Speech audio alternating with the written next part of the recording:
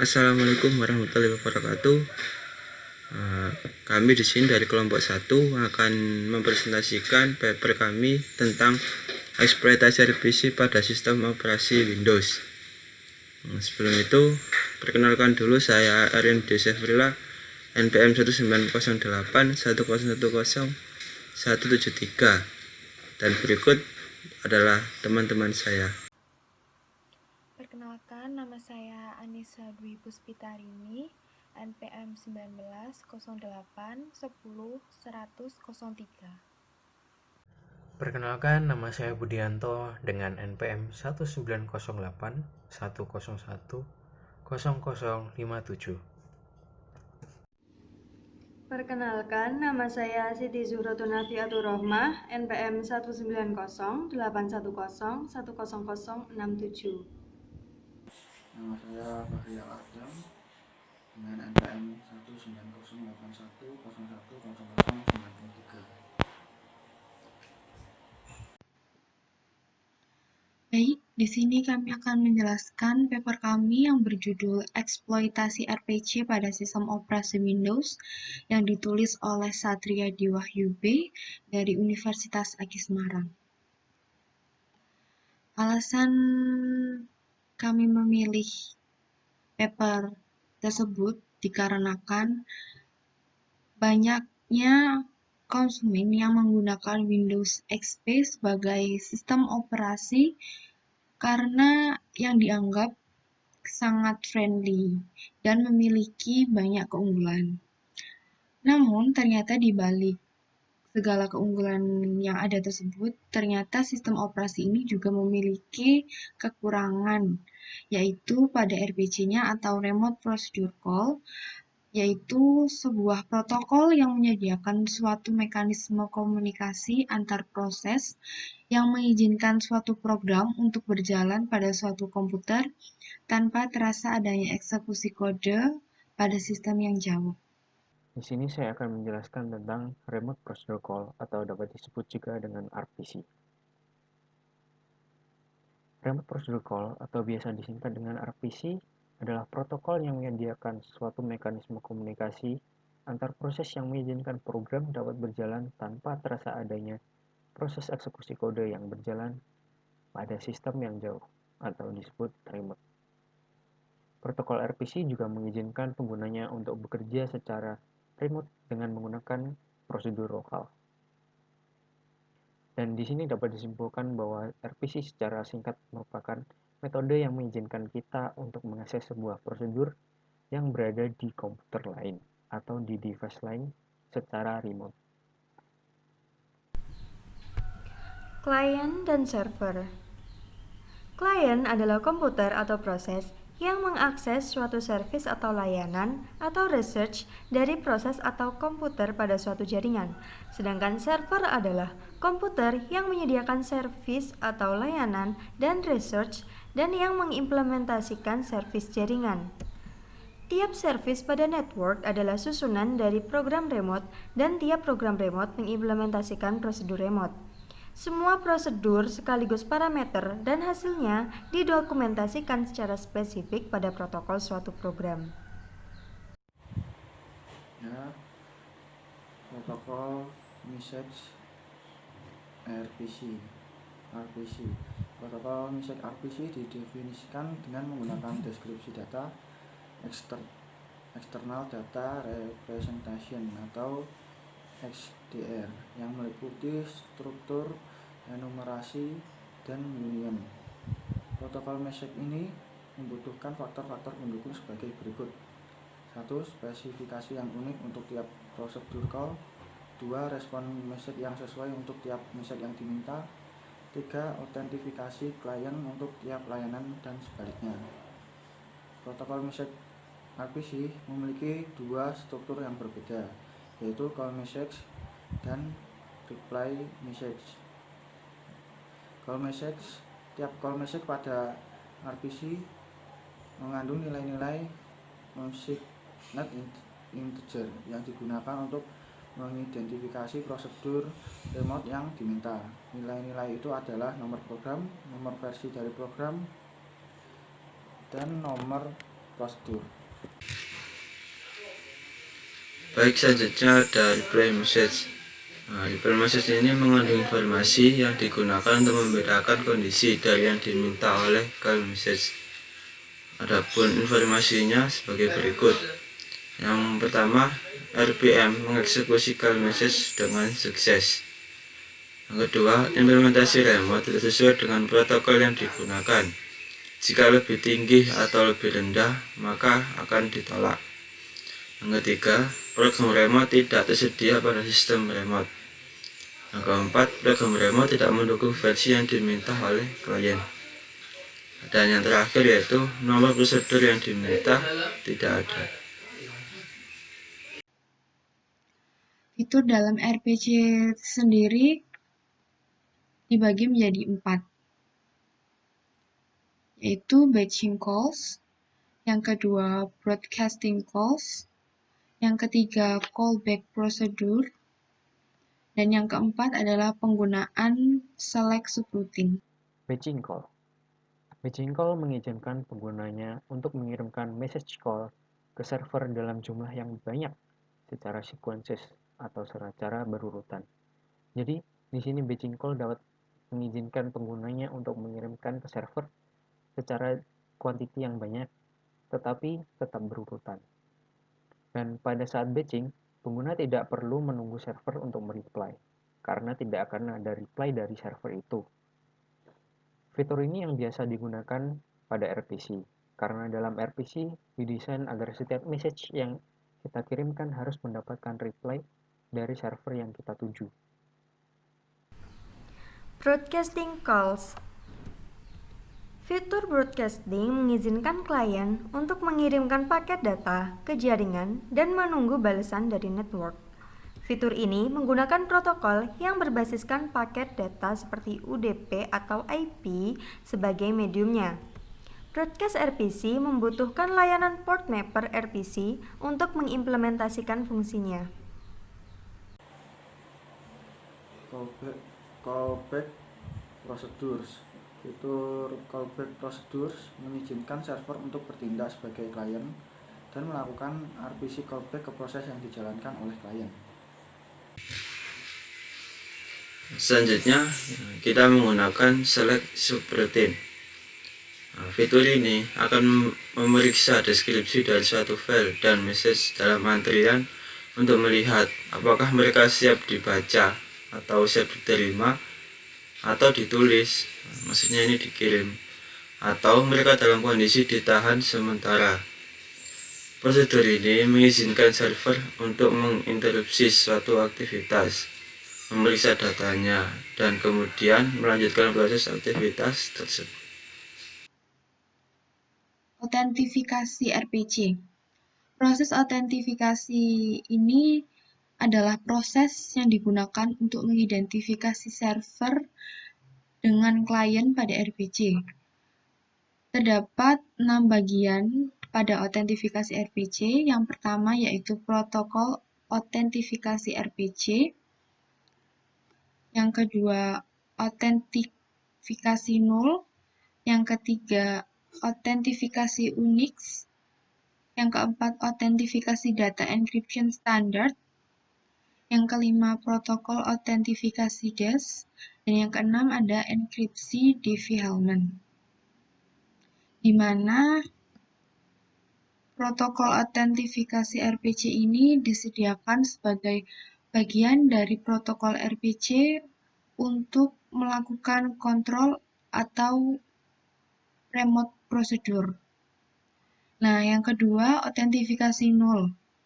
Autentifikasi null sendiri digunakan pada sistem di mana pemanggil atau caller RPC ini tidak akan mengetahui identitasnya sendiri dan server tidak membutuhkan identitas pemanggil. Yang ketiga, autentifikasi Unix.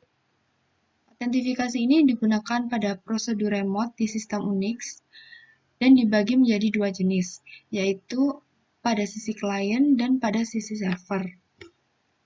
Yang keempat, autentifikasi data encryption standard. Autentifikasi ini merupakan autentifikasi yang tiap pengguna pada sistemnya harus memiliki kunci publik atau public key yang disahkan pada database kunci publik oleh administrator jaringan tersebut. Yang kelima, protokol autentifikasi DAS. Autentifikasi ini meliputi protokol penanganan DAS pada proses autentifikasi RPC yang mencakup 64 bit blok data yang terenskripsi. Dan yang terakhir, enkripsi development ini digunakan pada pembuatan kunci publik tadi pada autentifikasi DAS yang akan menggunakan 192 bit kunci dalam pelaksanaan. Bahasa RPC. Bahasa RPC ini merupakan pengembangan dari bahasa SDR. Berikut adalah beberapa contoh dari bahasa RPC.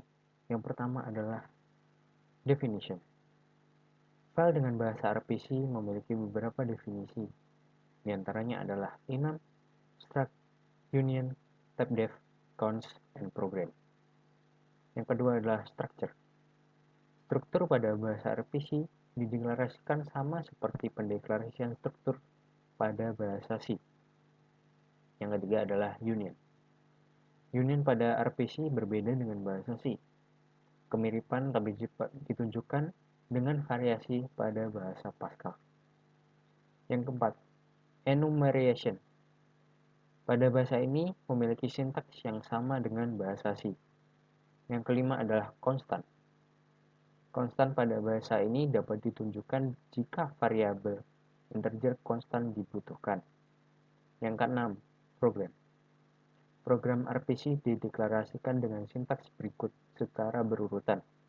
Yang pertama adalah program definition, kemudian dilanjutkan dengan version list, kemudian version, kemudian procedure list, dan yang terakhir adalah prosedur.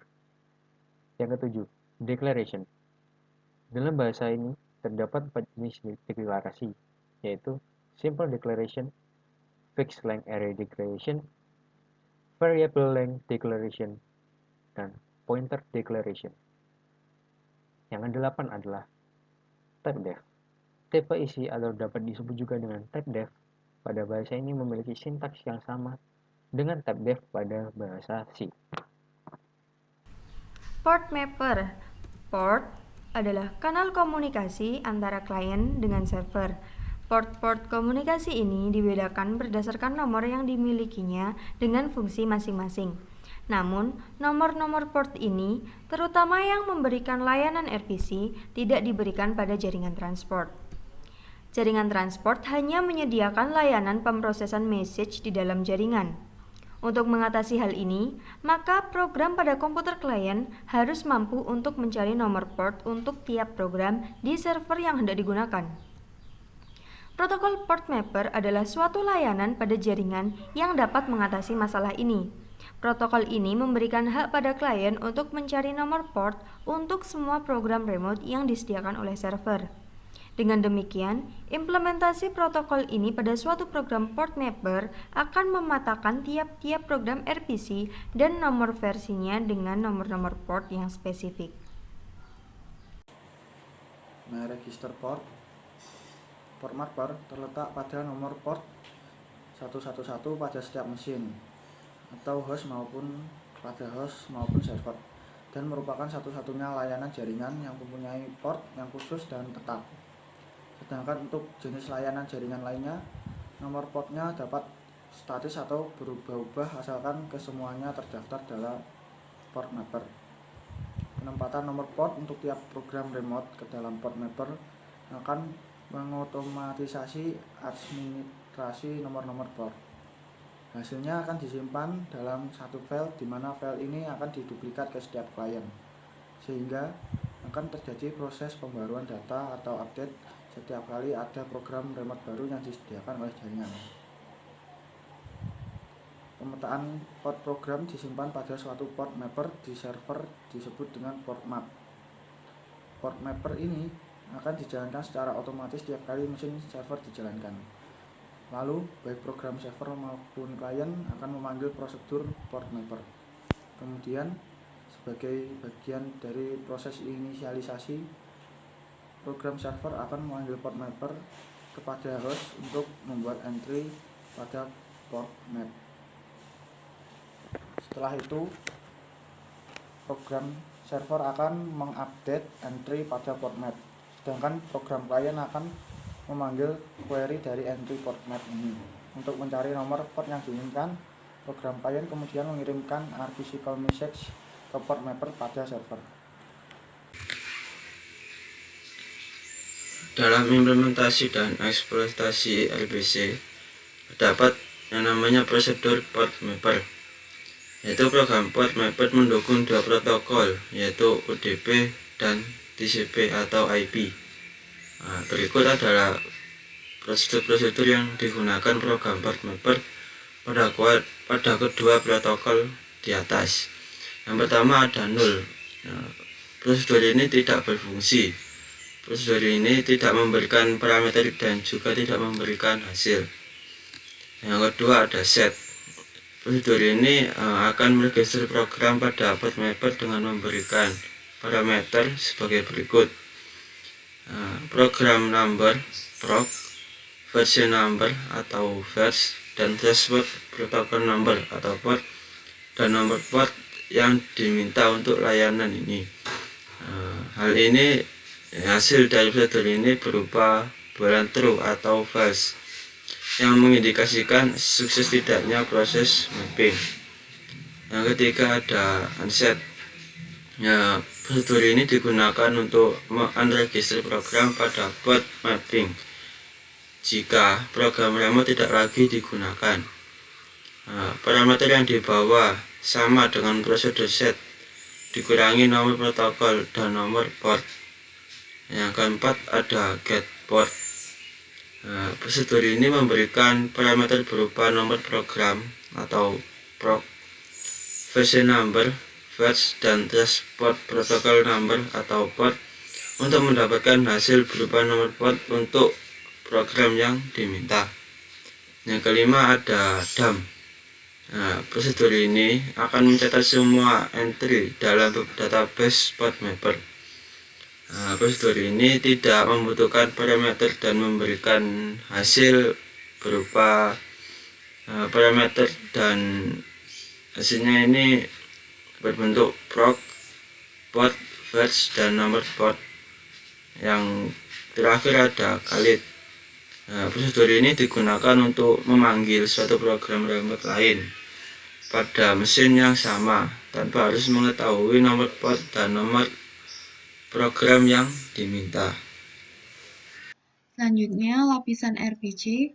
Lapisan RPC ini dibagi menjadi 3, yaitu ada lapisan tertinggi atau highest layer, yang kedua ada lapisan menengah atau intermediate layer, dan yang ketiga ada lapisan terendah atau lowest layer.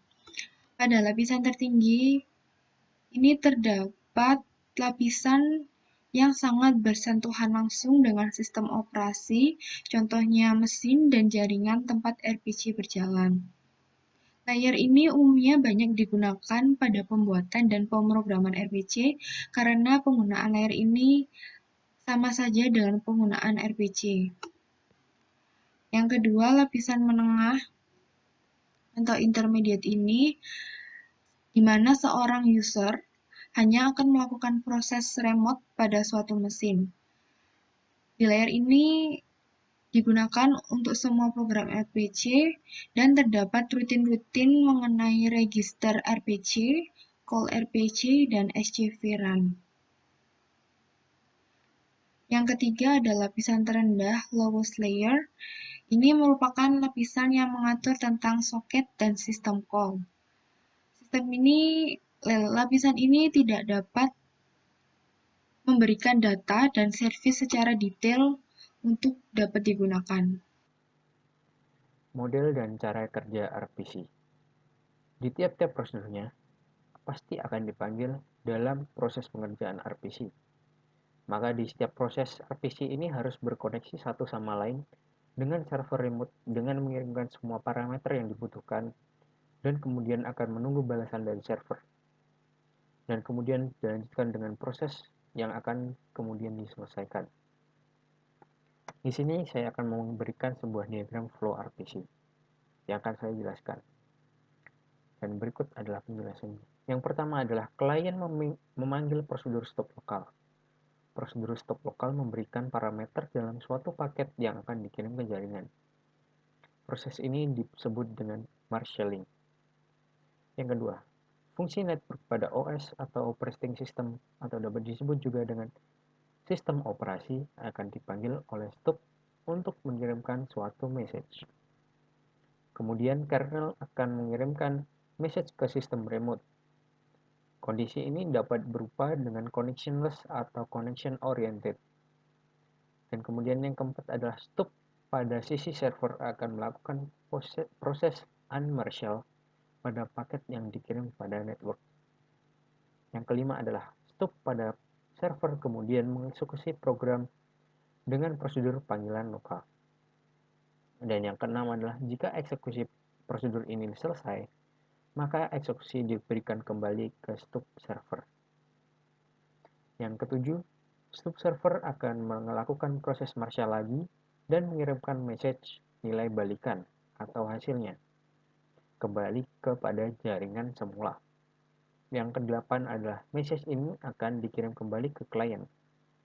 Yang kesembilan, stop klien akan membaca message ini dengan menggunakan fungsi pada jaringan. Yang ke-10, proses unmarshal kemudian dilakukan pada message ini dan nilai balikan akan diambil untuk kemudian diproses pada proses lokal.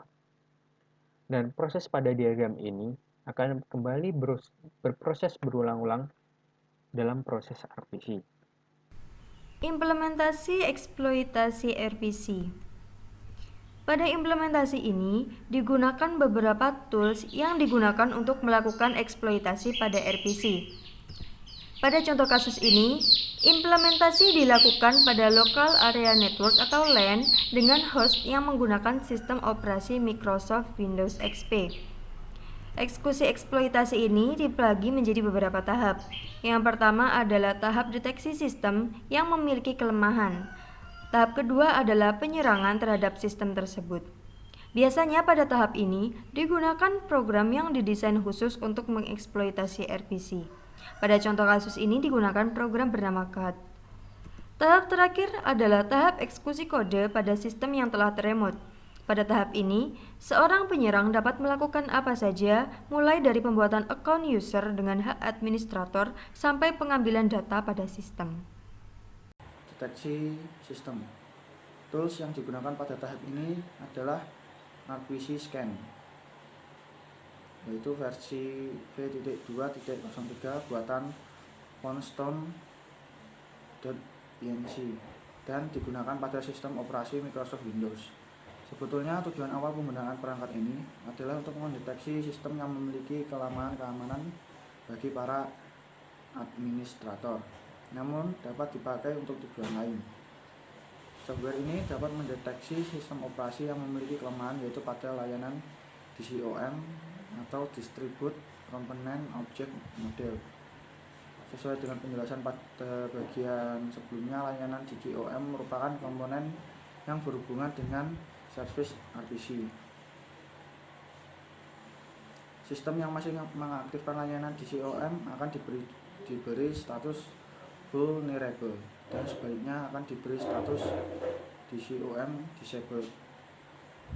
Batasan penskanan pada perangkat ini terbatas pada jaringan dengan protokol IPv4. Namun mengingat masih banyaknya sistem yang menganut protokol ini, maka implementasi pengecekan sistem dapat terjadi pada siapa saja. Serangan akan ditujukan pada sistem dengan keterangan vulnerable tersebut. Selanjutnya ada eksploitasi protokol RPC menggunakan program. Pada tahap ini akan dilakukan eksploitasi protokol RPC yang tujuannya supaya tidak terjadi kekeliruan penanganan message dari penyerang atau host 1 ke server yang diserang atau host yang kedua, sehingga host 1 dapat melakukan eksekusi kode program pada host kedua. Nah, untuk sistem yang diserang atau host kedua yaitu sistem dengan IP 192.168.0.13. Nah, dari gambar pertama ini menunjukkan bahwa host 1 telah berhasil masuk ke dalam sistem remote pada host yang kedua. Untuk gambar yang kedua ini adalah gambar sebelum terjadi eksploitasi, yang mana sebelum terjadi eksploitasi tidak dapat TCP pada host 1 yang terhubung dengan siapapun. Jadi ini statusnya masih listening, masih template. Nah, sedangkan gambar yang kedua yaitu gambar yang sudah tereksploitasi. Sini dari yang statusnya listening, template sudah menjadi established atau sudah terhubung. Jadi pada gambar terakhir ini yang sudah tereksploitasi, maka terlihat bahwa port 135 telah terkoneksi dan sudah terhubung dengan IP tadi. Selanjutnya, eksekusi kode. Pada tahap ini, host 1 dapat melakukan apa saja untuk membuat sebuah akun baru dengan hak seorang administrator dengan masuk pada sistem host 2 yang akan digunakan untuk mengeksekusi pembuatan user baru. Seperti contoh pada gambar berikut yang ada di bawah.